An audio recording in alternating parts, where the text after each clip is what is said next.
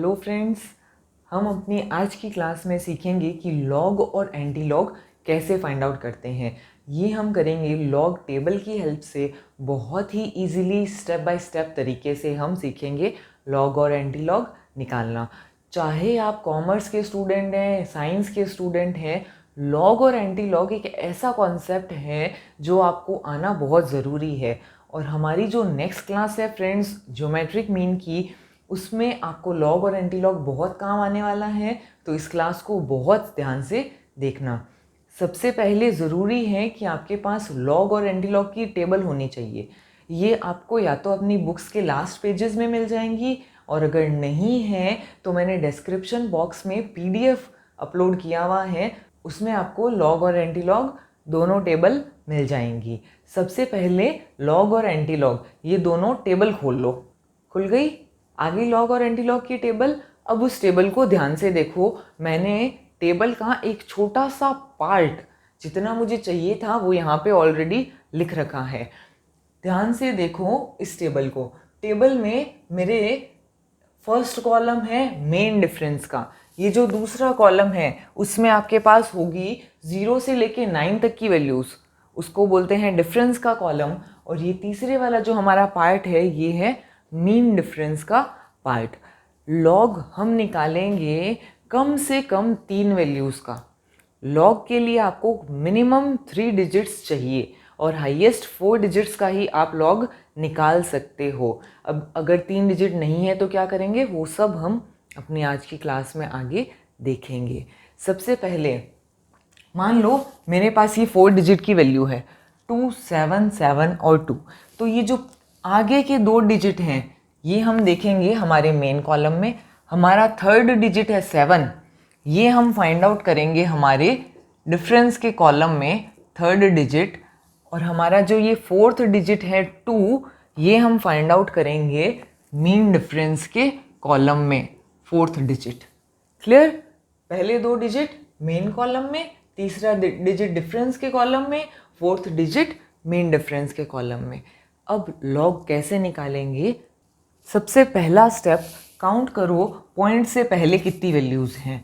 हमारी जो लॉग की वैल्यू होगी वो 2 पार्ट्स में डिवाइड होगी, पॉइंट के बाद वाली वैल्यू, पॉइंट से पहले वाली वैल्यू। पॉइंट के बाद क्या आएगा वो हम टेबल से देखेंगे। तो पॉइंट से पहले क्या आएगा, काउंट करो। ये जो हमारी वैल्यू है जिसका लॉग निकालना है, पॉइंट से पहले कितने डिजिट है? 4। यहाँ पे लिख दो, एक कम करके 3। पॉइंट से पहले कितने डिजिट हैं? 3, एक कम करके 2 पॉइंट समथिंग। ये वैल्यू टेबल से आएगी। पॉइंट से पहले 2 डिजिट हैं, 1 पॉइंट समथिंग। पॉइंट से पहले एक ही डिजिट है, 0 पॉइंट समथिंग। पॉइंट के बाद वाली वैल्यू टेबल से निकालते हैं। पहले 2 डिजिट 27, थर्ड डिजिट 7, इसी कॉलम में आगे देखते जाओ 7, ये आ गई मेरी वैल्यू 4, 4, 2, 5। फोर्थ डिजिट 2, इसी लाइन में आगे देखो 2 के नीचे वैल्यू क्या लिखी है? ये मेरी 3, 3 इसमें ऐड कर देंगे तो मेरी वैल्यू आई 4, 4, 2, 8। ये होगी मेरी पॉइंट के बाद वाली वैल्यू। सीधी सी बात है कि आपके चारों डिजिट्स सेम हैं, 2, 7, 7, 2, तो आपकी वैल्यू सेम आएगी लॉग की। 4, 4, 2, 8, 4, 4, 2, 8 एंड 4, 4, 2, 8। डिफरेंस क्या था? पॉइंट से पहले क्या आएगा? क्यों? क्योंकि इसमें भी हम वैल्यू ऐसे ही फाइंड आउट करेंगे। 27 first 2 digits, third digit 7, fourth digit 2, ये वैल्यू ऑलरेडी है हमारे पास। अब यहाँ पे एक क्वेश्चन अराइज होता है कि अगर पॉइंट से पहले एक भी डिजिट नहीं हो तो क्या करेंगे? आइए देखते हैं हमारे अगले एग्जाम्पल में। ये है हमारा दूसरा एग्जाम्पल। इसे ध्यान से देखो, किसी भी वैल्यू में पॉइंट से पहले कोई भी डिजिट नहीं है। ऐसे क्वेश्चन में, इस कंडीशन में हम क्या करेंगे, काउंट करो पॉइंट के बाद 0 कितने हैं, उसमें +1 कर दो। स्टेप 1, +1 किस में करेंगे?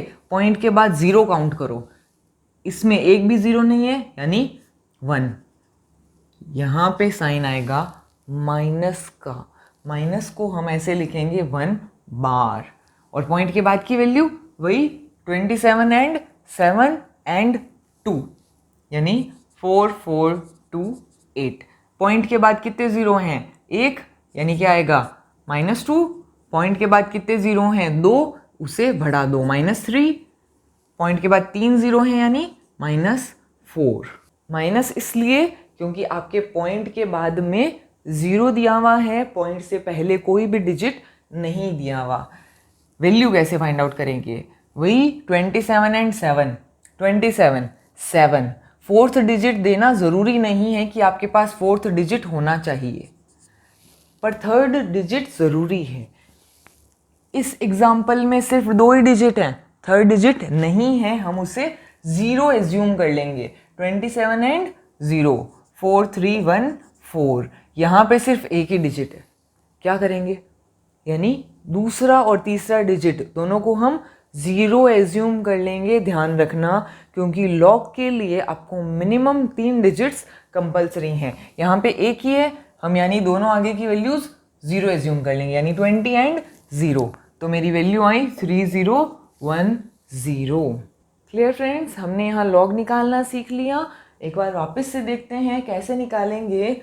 अगर आपके पास पॉइंट से पहले एक भी डिजिट नहीं है तो काउंट कर लो नंबर ऑफ ज़ीरोज़ पॉइंट के बाद में कितने हैं।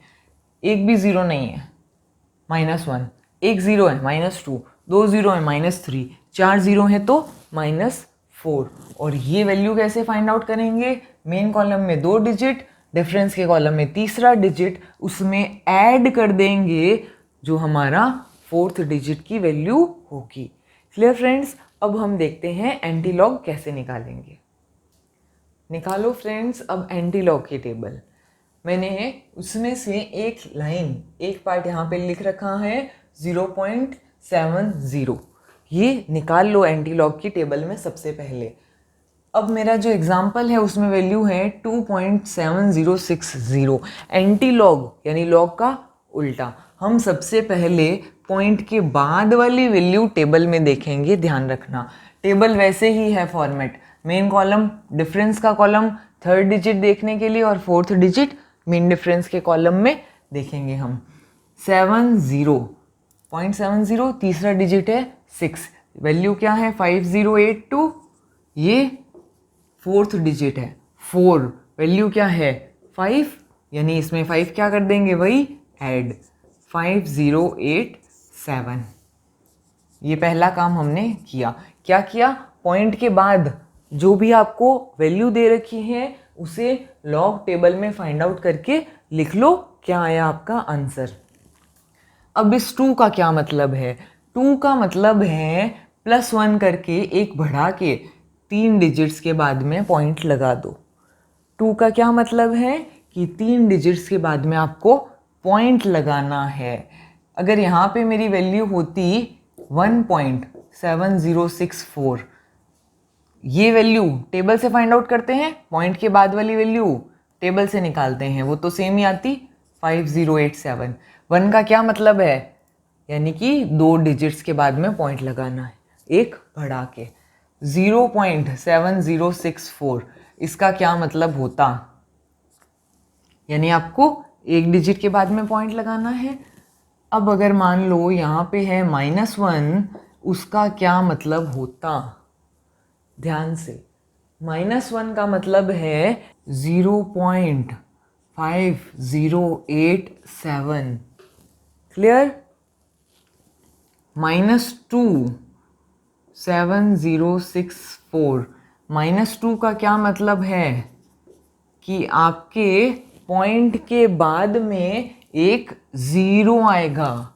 याद करो लॉग में क्या किया था, अगर पॉइंट के बाद में एक ज़ीरो है तो हम क्या लिखते हैं, -2।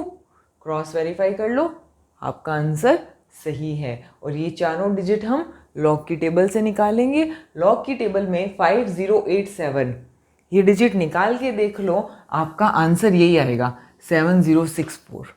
और मैंने बताया था अगर पॉइंट के बाद में एक ज़ीरो है तो क्या आएगा, -2। और सीधी सी बात है एंटीलॉग में उसका उल्टा हो जाएगा। वापस देखो हमने क्या किया, पॉइंट के बाद के जो भी डिजिट्स हैं चारों डिजिट हमने एंटीलॉग की टेबल में देख लिए, वैल्यू लिख ली। उसके बाद हमें लगाना है पॉइंट। पॉइंट कैसे लगाएंगे? 2 दिया हुआ है तो एक बढ़ा के 3 डिजिट्स के बाद में पॉइंट लगाया, 1 है तो 2 डिजिट्स के बाद में, 0 एक डिजिट के बाद, -1 यानी पॉइंट के बाद में एक भी ज़ीरो नहीं लगाना है, ऐसे समझ लो। -1 का मतलब है पॉइंट के बाद एक भी ज़ीरो नहीं आएगा। -2 एक ज़ीरो, -3 अगर होता, -3 इसका क्या मतलब होता कि पॉइंट के बाद आपके 2 ज़ीरो आएंगे। क्लियर फ्रेंड्स, ये हमने देख लिया लॉग और एंटी लॉग कैसे निकालते हैं, जो कि हमें काम आने वाला है अपनी अगली ज्योमेट्रिक मीन की क्लास में। See you all in the next class, till then take care, bye bye.